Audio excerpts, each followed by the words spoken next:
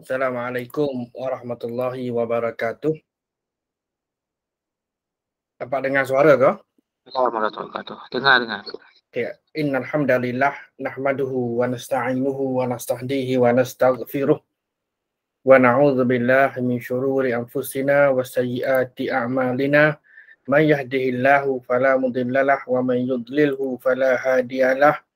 Asyhadu an la ilaha illallah wahdahu la syarikalah wa asyhadu anna Muhammadan abduhu wa rasuluh, amma ba'd. Tuan-tuan dan puan-puan, muslimin muslimat yang dirahmati Allah sekalian, alhamdulillah. Pertama selamanya marilah sama-sama kita rafakkan syukur ke hadrat Allah Subhanahu wa taala atas pelbagai nikmat yang diberikan kepada kita sepanjang masa.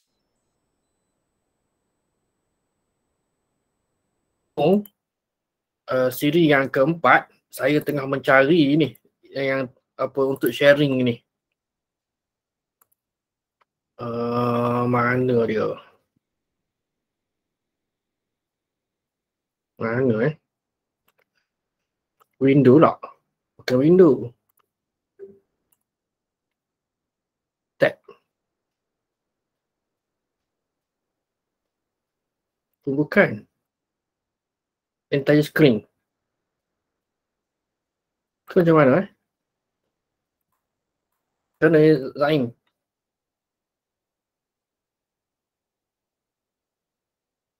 Siapa boleh bantu ni? Nak share.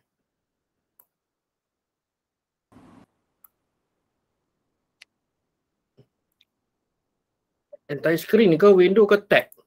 Tak ingat dah ni. Pasal kita share screen lah.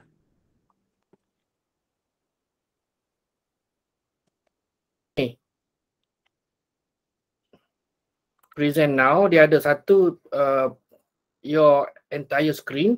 Kemudian yang tengah tu a window, yang ketiga ialah a tab. Bila tengok atas ni, tak ada apa keluar entire screen macam ni lah. Kan? Window. Bukan? Windows. Ha? Cuba window. Okey, baru ada. Alhamdulillah. Baik, malam ini tajuk yang keempat. Tajuk keempat pula, siri yang keempat dalam kitab Fiqhul Hadis yang disusun ataupun yang ditulis oleh Dr. Omar Muhammad Noor, pensyarah kanan di bahagian pengajian Islam Universiti Sains Islam Pulau Pinang. Kita dah beritahulah hari itu kan, dalam 3 siri yang terdahulu buku ini. Baik, kita dah melalui buku ini. Mungkin tuan-tuan ada, kalau tak ada pun kita base kepada slide, dan slide ini tidaklah kata exactly merujuk kepada buku kan, tapi base kepada hadis yang dikemukakan oleh penulis. Baik, kita dah melepasi dua tajuk baru kan, dua tajuk baru. Baik, untuk malam ini siri yang keempat ialah kita akan bincangkan tentang memahami hadis larangan penetapan harga barang. Ini perkara biasalah, rangka apa yang kita nak bincangkan pada malam ini. Selain daripada teks hadis ataupun matan hadis, takhrij lebih kurang sedikit lah kan, kita tidak apa detail. Kemudian kedudukan ataupun status hadis, dan pergi kepada fiqhul hadis dan kesimpulan. Baik.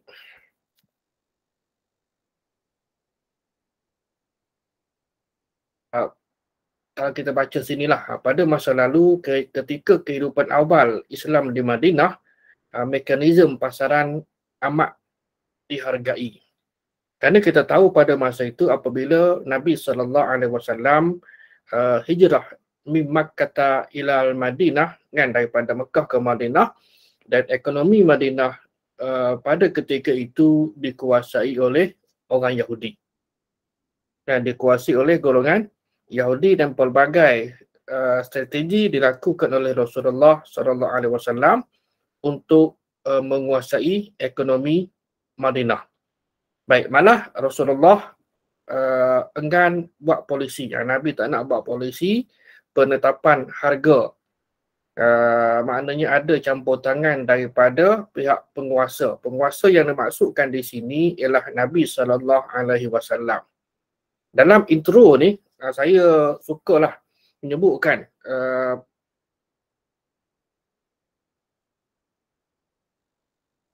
daripada Dr. Yusuf Al-Qaradawi.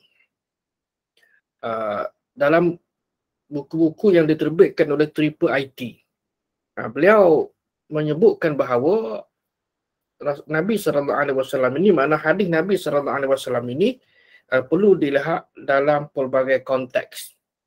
Artinya apabila Nabi respon terhadap suatu isu, ketika itu orang panggil apa dah? Nabi pakai topi apa? Boleh faham tak? Kan? Adakah topi itu sebagai ketua angkatan tentera, ketua hakim, kan? Atas dasar Nabi dan Rasul, mana sebagai yang khusus, ataupun juga respon sebagai apa lagi? Ketua politik dan sebagainya. Kerana di situlah kan kita dapat melihat antara teks dan konteks. Baik, sehingga apabila paras harga di Madinah ketika itu naik secara mendadak, dan kenaikan itu disebabkan oleh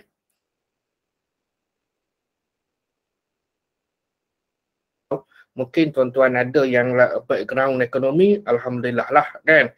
Kalau tidak ada pun kita tahulah serba sedikit berkenaan dengan penawaran ataupun permintaan dan penawaran di dalam mekanisme menentukan harga produk ataupun barangan di pasaran. Dan bukan disebabkan oleh manipulasi ataupun putarbelik. Tidak ada sebab untuk tidak menghormati harga pasaran. Dan sabda-sabda Nabi ini ada di dalam ataupun direkodkan di dalam beberapa hadis lah. Utamanya Sunan Abu Dawud, Sunan Ibnu Majah, Sunan At-Tirmizi dan lain-lain. Baik, teks hadis. Kalau kita refer kepada buku ini, muka surat 12. Berdasarkan kepada soalan, adakah hadis yang mengatakan bahawa kenaikan harga barang ialah ketentuan Allah? Kan? Kenaikan harga barang adalah ketentuan.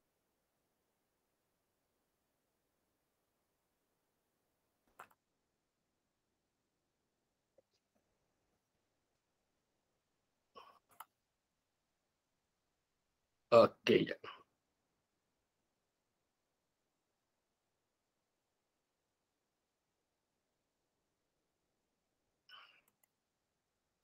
Okey, nampak full screen ke?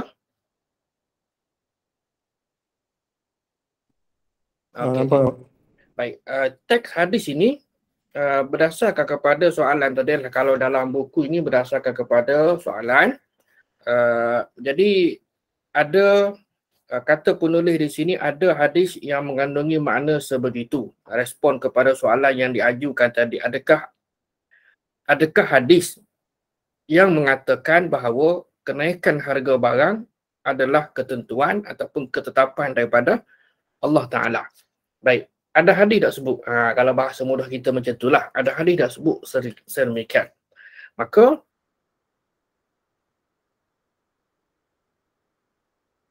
sejumlah jalur daripada Anas bin Malik, Abu Hurairah, Abu Juhaifah, Ibn Abbas, Abu Sa'id Al-Khudri dan sebagainya. Namun begitu hadis Anas yang kita yang saya paparkan sekarang ini pada skrin ialah yang paling kuat sanad dia.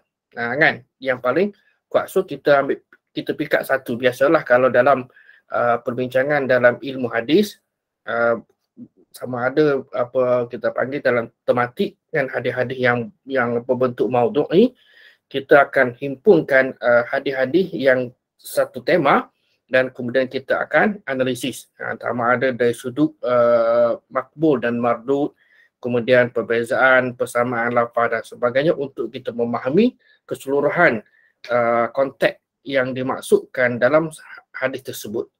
Baik, ringkas cerita. Hadis ini diriwayatkan, kemudian sahabat Nabi SAW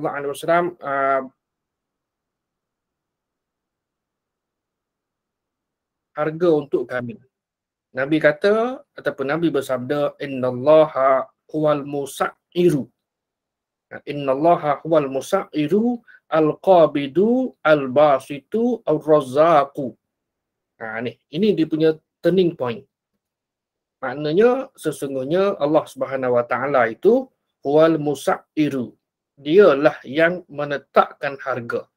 Kan kalau perkataan si'ru tu harga, makna Allah al-musairu yang menetapkan harga, al-qabidu yang menggenggam ataupun yang menahan harga tadi itu, al-bas itu yang kalau ia bersutur rizqa, membuka, melapangkan, mendepur, maknanya yang melapangkan harga tadi, al-razaqu yang memberi rezeki, wa inni, dan sesungguhnya aku, kata Nabi SAW, la arju, aku berharap an alqallaha, untuk dapat bertemu dengan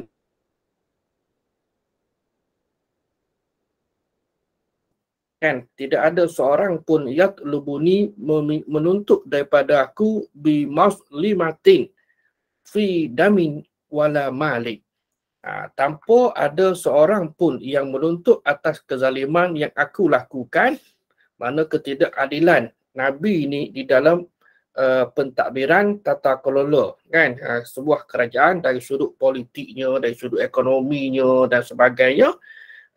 Dalam urusan darah, maksud darah di sini ialah qisas, dan juga mal, bukan dalam urusan mal ataupun harta. Baik. Ini hadis dia. Maknanya base kepada Allah lah yang menetapkan harga.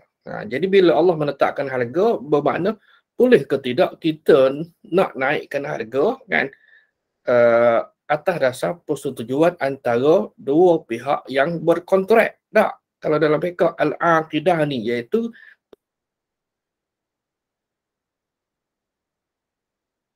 berdasarkan kepada kita carilah dalam pelbagai kaedah takhrij ini, hari ini mudahlah kan. Tak guna software dan sebagainya. Okey, maksudid al-asliyah maknanya dalam disiplin pengajian ada maksudid maknanya sumber. Dia panggil sumber, satu lagi dia panggil marojek. Kan maksudid makna sumber asal, iaitu kitab-kitab asal hadis ini seperti yang awalah kita letak dalam sekitar barangkali dalam 200 ataupun 300 tahun yang pertama. Kan seperti kalau peringkat awal ni kurun pertama musnad Muwatta Imam Malik, kemudian yang bawah ni seperti Al-Rabi' ataupun Musnad Imam Abu Ya'la, Musannaf Abdul Razak, As-Sun'ani, Musnad Imam Ahmad kan, kemudian Sunan Ad-Darimi dan lain-lain lah. Dia ada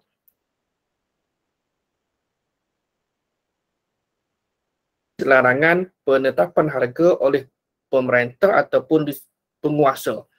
Selepas ini disebut larangan campur tangan harga adalah hadis yang muttasil, maknanya bersambung, kerana semua lapis ataupun tabaqat daripada sahabat sampai kepada mudawwin. Mudawwin maknanya penyusun kitab hadis tadi itu seperti Imam At-Tabarani, Imam Ibn Majah, kan Ibnu Hibban dan sebagainya lah, adalah muttasil sanad dia. Baik. Jadi apabila kita bandingkan matan hadis, maka hadis ini kita cepat sikitlah ringkaskan, maknanya tidak ada ta'arud, kan, tidak ada tanakub, bertentangan antara hadis-hadis tadi itu, baik. Dan hadis tentang larangan campur tangan harga ni termasuk hadis marfu'. Marfu' maknanya yang disandarkan kepada, kan, yang disandarkan secara langsung kepada Nabi. Adapun qauli ialah yang merupakan kata-kata wafahnya tersurat, kan, mungkin sebagainya dipanggil majas, kan. Itu nak kena faham. Ini penting kan dalam disiplin kita untuk memahami teks dan konteks hadis Nabi SAW. Baik. Kemudian yang ketiga ialah status ataupun kedudukan. Kedudukannya ialah masuk dalam kategori makbul, accepted, diterima dengan sahih, yang diriwayatkan oleh perawi yang thiqah dengan sanad muttasil, artinya ada pertemuan antara para perawi tadi, marfu', idhafah kepada Nabi, tidak ada ilat, yakni kekurangan ataupun kecacatan di dalam jalur periwayatan, dan juga tidak ada syaz ataupun tidak ada kejanggalan, yakni tidak bertentangan dengan Al-Quran, hadis sahih dan juga akal yang sempurna lah. Baik. Kemudian yang keempat ialah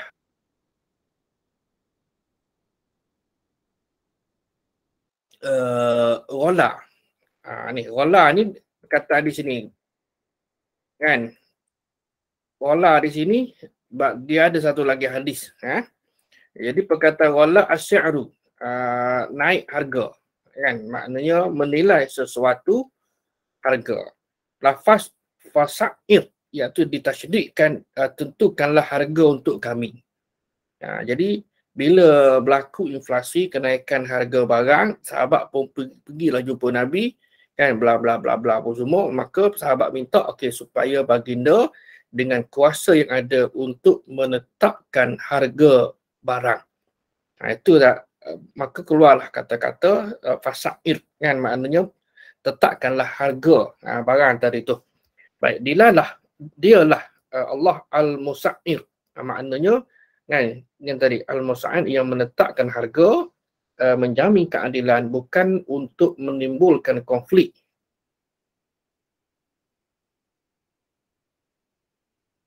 Mazlimah, lam kasrah. Mazlimah ni apa yang dituntut daripadanya, daripada kezaliman apabila polisi penentuan ataupun penetapan harga dilakukan oleh pihak kerajaan. Baik. Imam Al-Mubarakfuri dalam kitab dia Tuhfatul Ahwazi, iaitu kitab syarah kepada Jami' atau Sunan At-Tirmizi. Hadis tadi adalah hadis daripada matan diambil daripada Sunan At-Tirmizi. Beliau menjelaskan wala as-si'ru. Bergerak tak? Slide tak bergerak. Slide memang tak bergerak. Nampak ke ni? Wala as-si'ru, nampak ke? Yang tak keluar dia, tak keluar. Tak share. Baik. Ya ke? Sekejap. Saya ingat ke? Share. Tak apa. Mungkin ada.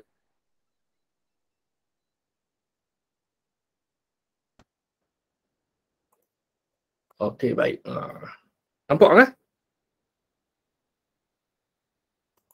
Nampak ke? Nampak tak? Okey.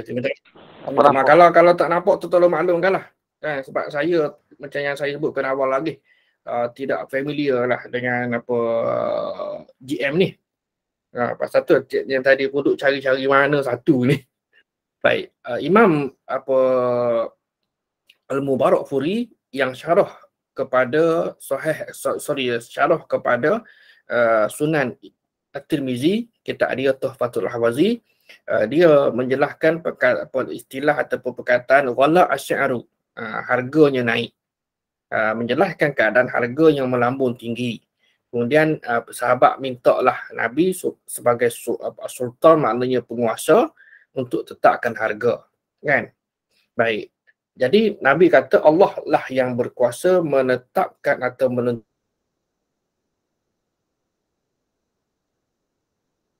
Jadi dia sebagai penjelasan saja. Baik. Yang detail boleh semak pada slide dan juga boleh cari. Senang je, mudah je sebenarnya. Saya ni sebagai facilitator, sebagai pemudah cara. Saya tidak orang lantar panggil kupik, kan? Tidak kedekut ilmu. Jadi saya share, makna tuan-tuan pun selaku audience dalam kelas kita pada malam ini pun boleh tarik saja perkataan, misalnya mekanisme penetapan harga ataupun something like that lah, dia punya point dalam wording tadi tu, dia akan keluar lah, ataupun hadis tentang kenaikan harga barang dan sebagainya, dia akan keluar, dan carilah untuk buat penambahbaikan di dalam ataupun bahan bacaan. Baik, begitu juga dan dalam syarah Sunan Abi Dawud, kan. Jadi nak ceritanya bahawa Allah lah yang menentukan soal ni. Inilah yang ditegaskan dalam hadis innallaha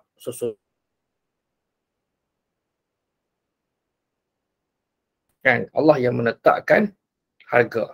Jadi dia punya impact dia apa? Bila Allah tetapkan harga, jadi timbul masalah. Boleh tak kita nak begitu? Kan, boleh tak kita nak tetapkan harga bila kita menetapkan harga, ataupun adakah mungkin kita ni dianggap sebagai melawan ketentuan, ketetapan Allah tadi? Itu isu dia. Kan? Dan campur tangan harga dalam kes ini adalah kezaliman. Walaupun ada kemungkinan masyarakat perlukan kepada penetapan harga. Baik, tentang kuasa Allah ini juga sebagai sampel lah, kan. Lahu maqalidus samawati wal ard. Ini poin dia, yabsutu rizqa liman yasha'u wa yaqdir. Maknanya Allah lah yang beri rezeki, kan, tentukan rezeki kepada siapa yang dia nak. Begitu juga dalam surah Az-Zariyat ayat 58, innallaha huwa razzaq. Tidak, rasanya bagi orang Islam, mereka tidak pertikaikan, cuma tujuan dikemukakan di sini ialah untuk nak menyokong akan fakta ini. Baik, ada beberapa pandangan ilmuwan kontemporari seperti Syekh Muhammad Az-Zuhaili, yang biasa kita dengar Wahab Az-Zuhaili. Dia ada seorang lagi, Wahab Az-Zuhaili. Baik, dia kata hadis ini dalil haram bagi pemerintah tetapkan harga barang. Ini maknanya apakah masa inflasi dan juga masa tidak inflasi. Kita ambil suasana sekarang ni tuan-tuan. Di Malaysia sekarang ni, kan, inflasi ke tidak? Kan? Inflasi ke tidak? Kalau inflasi, okey, harga melambung, maka apakah boleh kerajaan ambil keputusan untuk tetapkan harga? Sebab kita di Malaysia ni kita ada mekanisme penentuan harga, sama ada harga lantai juga diam ke, maknanya kawalan dan penentuan daripada pihak kerajaan supaya tidak berlaku kegawatan, terutama dalam kalangan masyarakat pengguna. Nah, dua pihak lah, terutama pihak pengguna tidak terkesan, tidak dizalimi dengan harga yang menggila tinggi yang ditentukan oleh pihak peniaga. Kan, apatah lagi dalam sistem ekonomi konvensional ini, kapitalis. Mereka nak untung je. Baik, pendapat yang kedua ialah dia kata boleh, maknanya dibenarkan atas pemerintah untuk menetapkan harga pada masa ataupun bila berlaku kegawatan.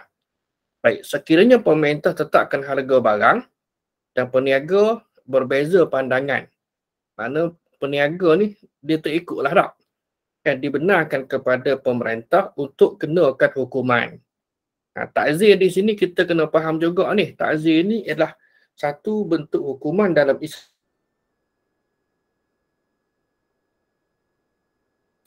untuk menentukan.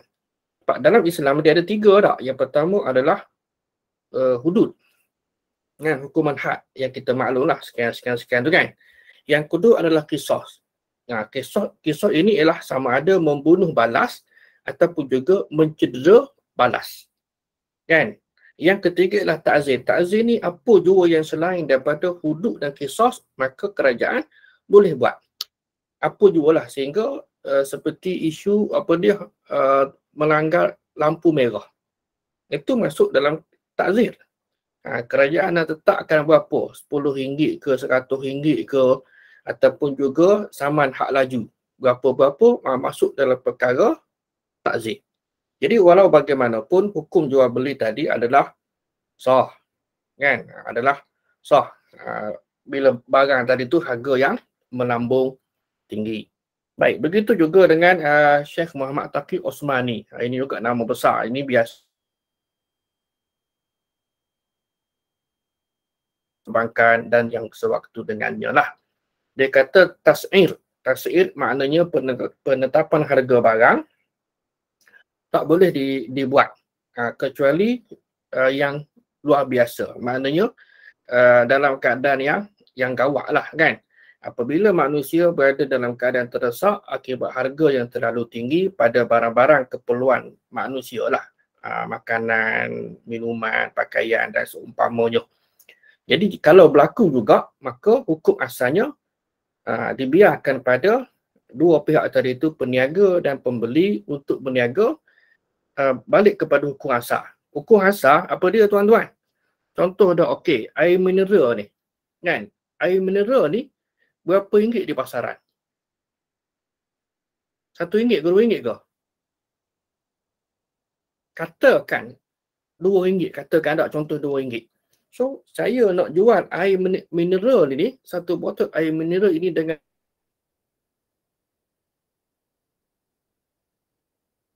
boleh. Ini dia asal dia balik kepada asal, iaitu adanya antaradhi. Kan dalam sebut dalam cerita bab ekonomi dan muamalah ni ialah persetujuan antara dua pihak yang berkontrak. Okey, saya selaku pihak penjual, saya kata, okey, wahai pembeli, kamu nak tak beli barang aku nak jual dengan harga RM100. Dia pun tengok kan, dari sudut khiyar apa benda macam-macam lah. Dia pun tengok, okey, saya setuju untuk beli harga barang tadi dengan harga RM100. Selesai. Tidak jadi isu dah. Kan, walaupun kamu beli berapa? RM100 lah. Aku beli RM10 je. Kan, contoh. Oh, kena tipu dah. Itu siapa yang kena tipu? Tidak. Mungkin satu pihak yang lain pula itu yang peranan tukar cucuk dan sebagainya. Artinya di sini ialah balik kepada asal, iaitu kebebasan yang diberikan antara kepada dua pihak yang berkontrak, iaitu penjual dan pembeli. Itu asal.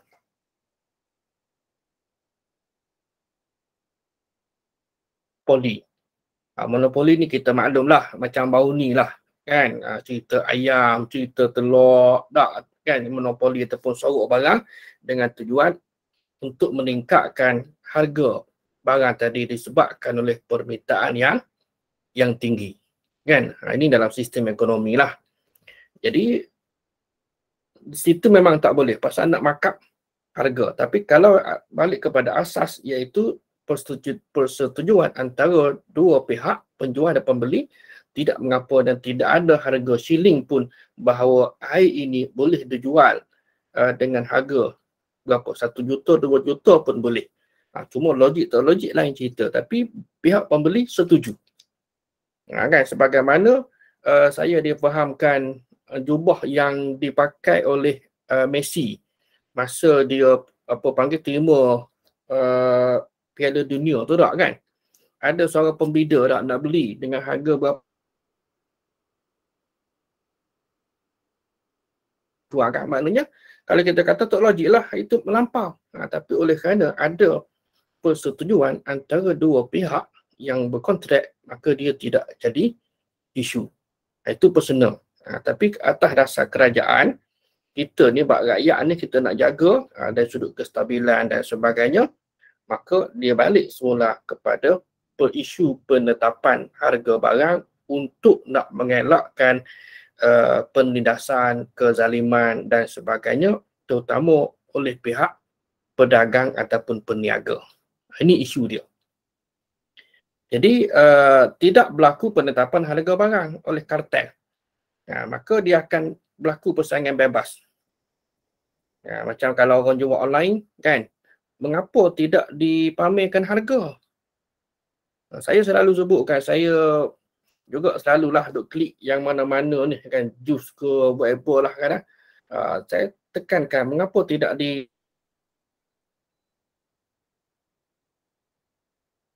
peniaga A, peniaga B, peniaga C tidak compete harga. Patutnya tidak begitu. You kena buatlah, okey, harga satu produk tadi berapa? RM50, RM60. Mungkin berbeza, nasib lah. Tak, kalau kita beli dalam Lazada ke Shopee ke, mungkin ada certain item ataupun barang dijual oleh, ditawarkan oleh peniaga A.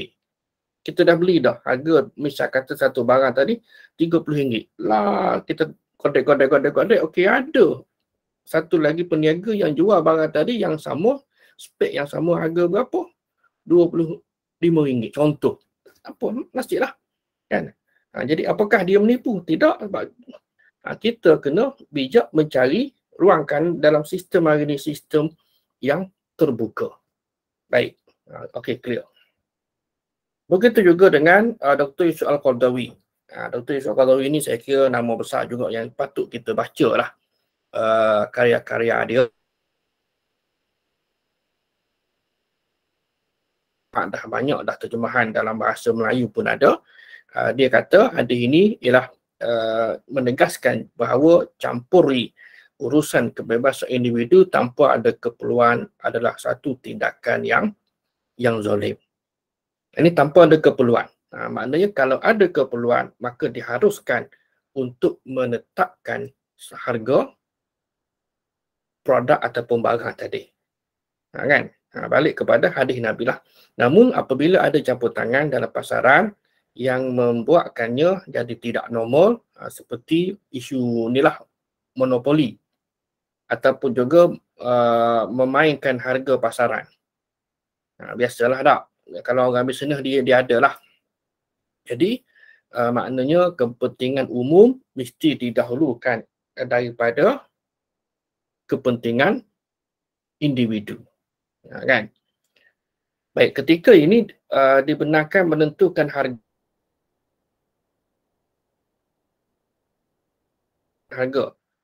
Dia isunya kan, kalau kita rengkahlah nak rengkah ke beberapa perbincangan, habis macam mana solusi? Kan, bincang panjang-panjang tak guna. Kalau di hujung nantinya sebenarnya ialah okey. Jadi tengok kepada keadaan. Ada dua lah jawapan. Pertama, jawapan yang penentu, yang asalnya, dan yang kedua ialah dalam konteks semasa hari ini menjadi tanggungjawab kepada pihak penguasa untuk menetapkan harga, yakni sama ada floor ataupun ceiling suatu barangan supaya dia dapat memenuhi kehendak dan kepentingan masyarakat pengguna supaya tidak tertekan. Itu je sebenarnya. Kan? Baik. Masuk kepada fiqh hadis. Dasarkan kepada hadis yang kita baca kali ini, mazhab Hambali dan mazhab Syafi'i kata negara tidak berhak menetapkan harga. Maknanya mereka berpegang kepada asal hadis tadi tu.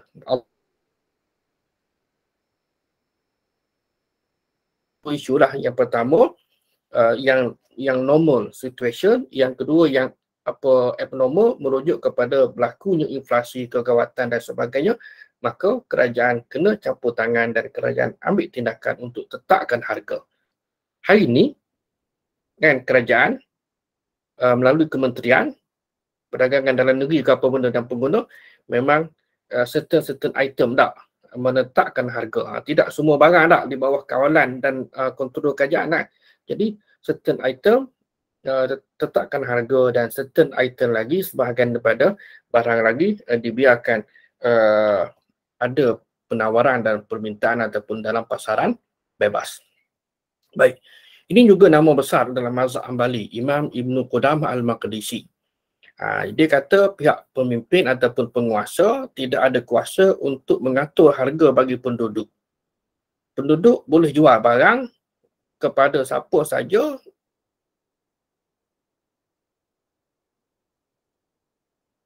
modal sekian saya nak jual pada tuan-tuan harga RM100. Boleh tak? Maknanya boleh. Kan? Jadi ini bersalahan dengan maksud hadis tadi, iaitu Allah lah, innallaha, kan, Allah lah apa panggil al-musairu, kan, yang menetapkan harga.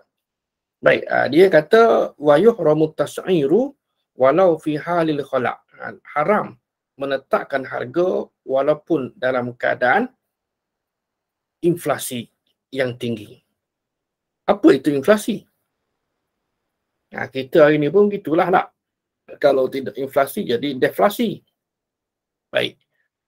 Kata Ibn Qudamah lagi, dia bawa hadis tadi dan bagi dua sebab untuk tidak membenarkan pengaturan ataupun penetapan harga. Pertama, dia kata Nabi tidak tetapkan harga walaupun penduduk nak. Contoh tadilah kan, bila sahabat pergi jumpa Nabi, ya Rasulullah, kan, tetap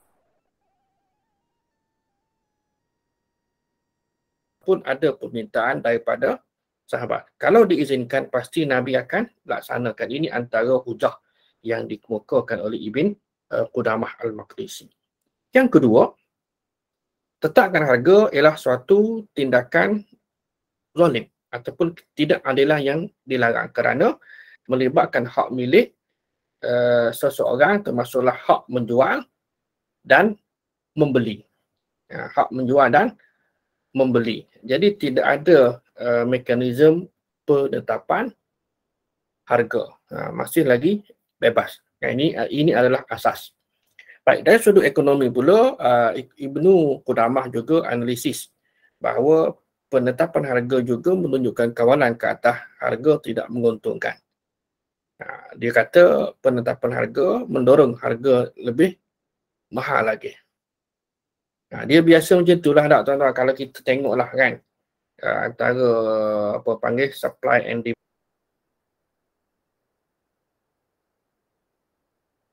Dalam banyak segilah, contoh mudah aja kan. Petang tadi saya subi bilik hotel.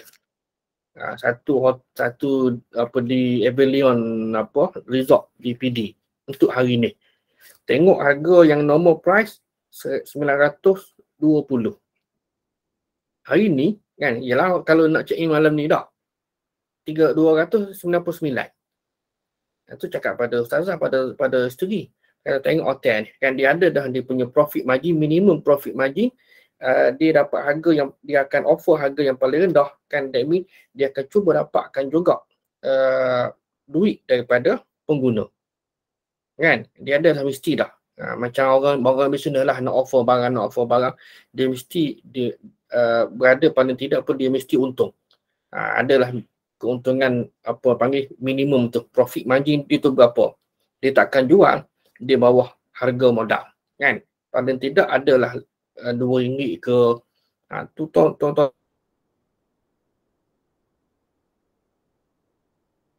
ke bandar-bandar besar. Saya perhati tengok bila di Kota Baru pun kan, ada orang pergi shopping malam raya. Saya kata fikir buat apa bila baca tengok dalam media sosial, rupanya diguna strategi tadilah. Maknanya peniaga ni pun oleh kerana barang tak laku esok nak raya kan, jadi ada tadilah supply and demand. Jadi pengguna di pihak demand kan. Jadi bila malam raya nak habis barang ni, okey tak apalah, mungkin peniaga akan offer dengan harga yang rendah, kan harga yang paling minimum. Tu. Jadi pihak pembeli pun naklah, macam tu punya tu sebab ramai yang pergi cari baju raya pada malam raya. Di samping sibuk kerja lah tak ada. Wallahualam, itu antaralah yang saya dapat. Baik. Dan peniaga tempatan juga ada barang dagangan. Dia sembunyi. Kalau sembunyi kita maklum tak? Itu memang tak boleh lah. Inilah telur. Kan? Telur ada lagi ke sekarang ni? Telur dah ada dah kan. Saya banyak dalam 2 minggu lepas. Saya rasa daripada 3-4 minggu tak makan telur. Kan, pasal tak ada. Pergi ke Ekosih pun tak ada. Pergi ke Speedmart pun tak ada. Pergi ke KK pun tak ada. Saya tak sempatlah nak pergi ke pasar raya besar. Kan? Pergi tak ada. Kemudian dalam beberapa hari lepas pergi ke Tesco ataupun apa dia panggil Lotus. Ada telur. Belilah kan, sepapan. Contohnya. Jadi itu berlaku monopoli lah kan. Jadi pengguna yang perlu akan minta barang tadi tu dan permintaan mereka tidak dapat dipuaskan kerana harganya meningkat. Ini biasalah tak? Dan bila ada permintaan, maka pihak peniaga akan naik harga barang. Menteri lah, tak kira menteri mana zaman bila pun. Kalau ayam mahal, jangan makan ayam. Maknanya secara tak langsung untuk nak menurunkan permintaan terhadap ayam tadi. Kan, akhirnya bila penawaran permintaan tu rendah kan, jadi penawaran pun dia akan jadi rendah jugalah. Kan, tak kira lah tuan-tuan setuju tak setuju teori A, teori B ke, begitulah dalam sistem ekonomi. Baik, hujah tadi penjual akan menderita sebab apa? Sebab hak akan barang mereka, dan juga pembeli derita kerana mereka tak dapat barang, dan atas dasar itulah mengapa penetapan harga itu dilarang. Baik, hujah ini secara mudah dapat disimpulkan bahawa harga yang ditetapkan akan mengakibatkan munculnya tujuan yang saling bercanggah. Baik, harga yang tinggi umumnya berpunca daripada situasi permintaan yang meningkat.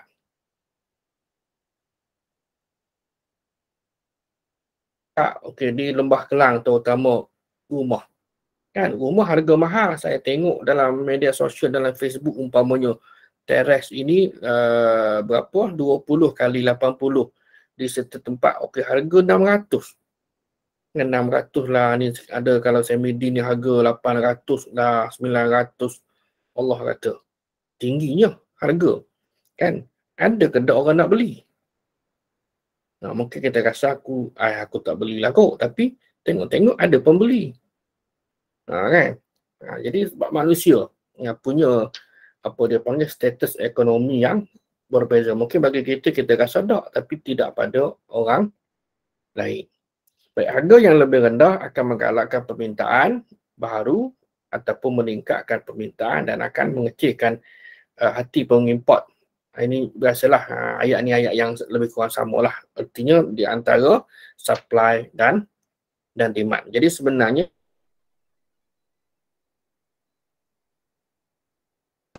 cuma kita tidak gunakan kuasa kita itu, tuan-tuan. Kan? Dan sekali lagi, cuma pengguna kena bersabarlah. Contoh isu ayam dan telur tadi. Kena sabar maknanya kita boleh tak kita tak makan telur sebulan? Boleh tak kita tak makan ayam sebulan? Contohlah, kan, kalau betul-betul nak stabilkan, nak neutralize harga tadi, insya-Allah boleh. Kan? Itu sebenarnya sebab dia bergantung kepada kunci utama dalam sistem ekonomi, iaitu supply and demand. Baik. Habis dah. Ya betul. Jadi harga yang lebih rendah, okey, pada masa yang sama, dia akan menggalakkan pengeluaran domestik. Ini kadang import lah, kan. Import ni pun satu hal lagi. Okay? Mencari pasaran asing tanpa dikawal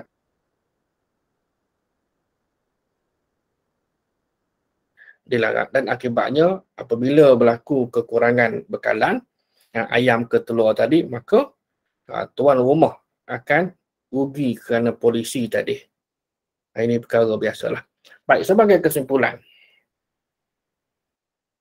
kesimpulan, mengambil untung berlipat kali ganda dalam perniagaan arus. Contoh saya sebutkan tadi. Air ni saya nak jual harga 1,000. Boleh tak? Boleh? Kan? Oh, mahal Ustaz. Tak timbul isu mahal ataupun tidak. Okey, ada pembeli tak? Kalau ada pembeli, okey. Silakan, tanpa ada sebarang unsur yang negatif lah. Paksaan ke, tekanan ke dan sebagainya. So, boleh. Kan? Tapi dia berlaku tidak secara menyeluruh. Dia berlaku tidak secara menyeluruh. Tapi bila berlaku secara menyeluruh, maka melibatkan masalah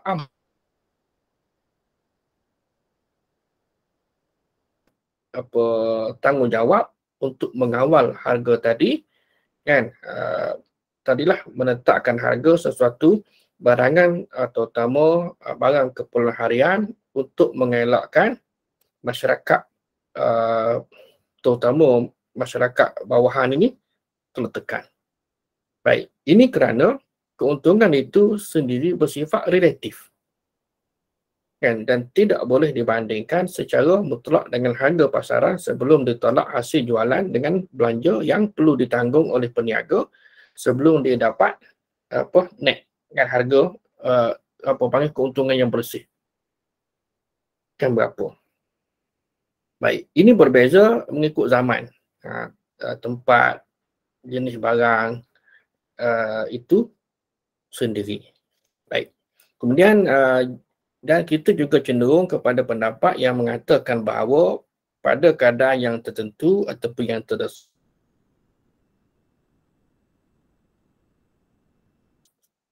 Terutama keperluan asas. Keperluan asas. Sebab dia berlaku. Okay, saya belajar di Mesir. Okay, saya dah cerita dah pada tuan-tuan ataupun tuan-tuan pun juga ada pengalaman. Tahun bila 89. Kan, Mesir berada di bawah sistem politik apa dia panggil, dan sistem sosialis. Kan, daripada zaman King Farouk bertukar kepada Anwar Sadat, dibunuh dan mengekalkan undang-undang darurat sampailah kepada hari ini. Dah berapa? 30-40 tahun dah daripada pembunuhan Anwar Sadat awal 80-an, rasanya 81 ke 82. Jadi barang asas, beras, gula, gandum, susu dicatu dan harga standard. Rakyat Mesir nak dapatkan barang tadi hanya di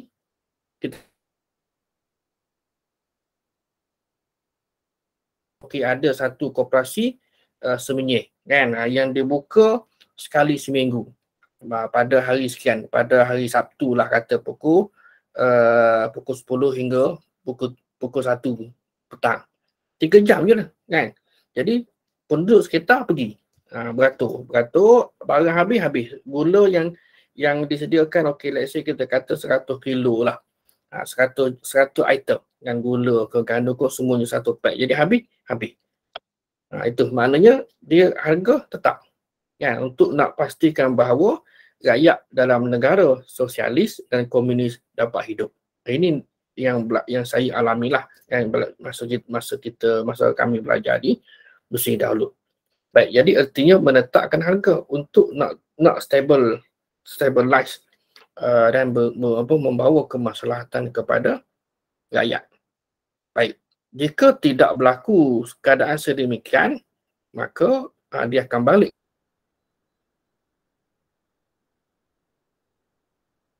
antarodin, saling meredai antara dua pihak yang berkontrak.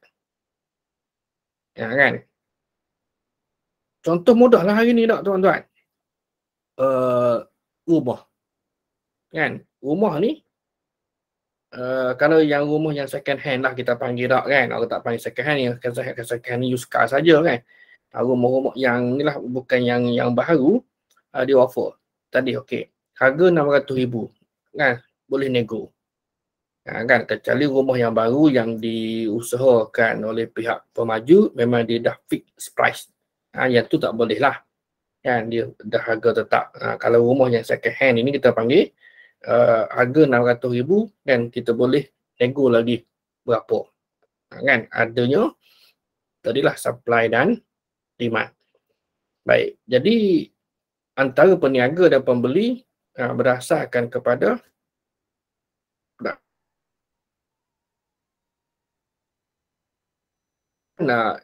kami juga berpesan supaya peniaga ni banyak sedekah.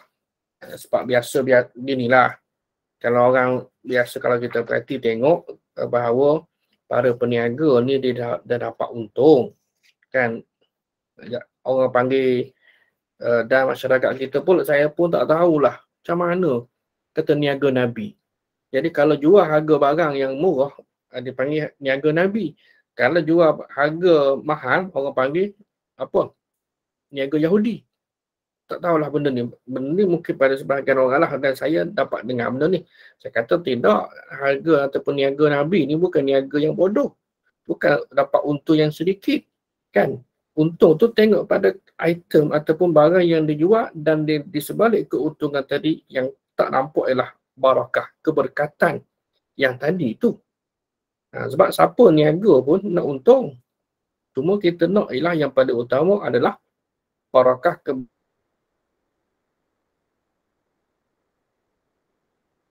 yang selain daripada Islam. Benda tak nampak. Itu yang kita nak. Soal niaga lah. Ni.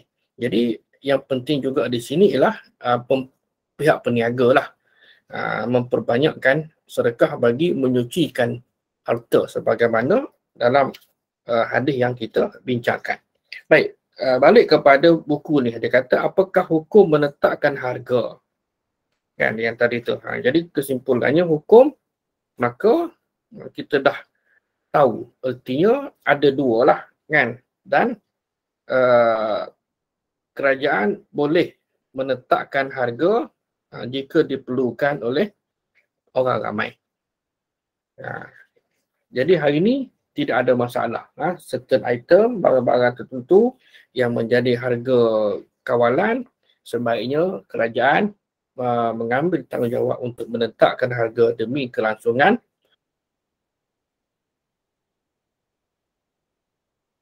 dimanipulasi oleh golongan kapitalis.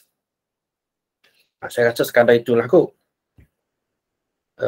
untuk perbincangan kita pada malam ini. Ada soalan ke satu dua barangkali?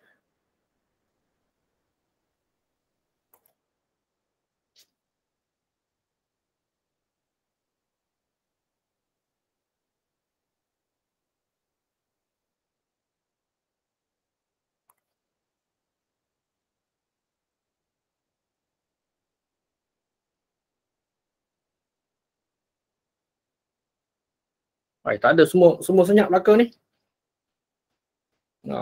Tempat saya ni hujan, sebenarnya ni hujan.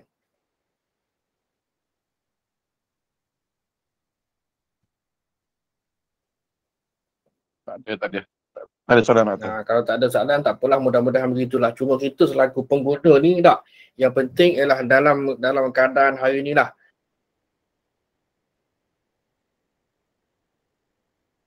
Kita peringkat ayah atuk ni boleh faham lah, anak-anak tak faham lagi. Anak-anak dia reti minta duit lah, RM5 tak cukup buat sekolah. Kan hari tu, contohlah kata tak, harga makin naik. Kan? Saya tengok contohlah burger. Kan? Saya lalu semalam pergi ke gerai, dalam tahun bulan lepas, ataupun sebulan dua yang lepas, tengok burger ni RM4. Saya tengok semalam pada dia tulis ni RM4.50 pula. Rasa-rasa dulu-dululah beli harga RM3 daripada RM2.8. Saya tak ingatlah pasal kita pun tidak kata bukan pembeli tegak kan. Tengok harga, maknanya dengan gaji yang apa duk taruh tu juga kan, harga barang makin naik.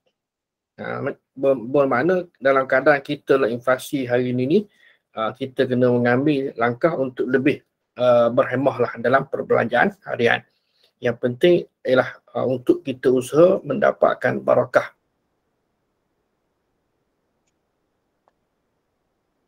Aqulu qawli hadza astaghfirullahalazim li wa lakum. Wassalamualaikum warahmatullahi wabarakatuh. Dan kita tangguhkan majlis ilmu kita ini dengan bacaan tasbih, kafarah dan suratul As. Wallahu a'lam. Wassalamualaikum warahmatullahi wabarakatuh. Waalaikumsalam warahmatullahi wabarakatuh. Waalaikumsalam warahmatullahi wabarakatuh.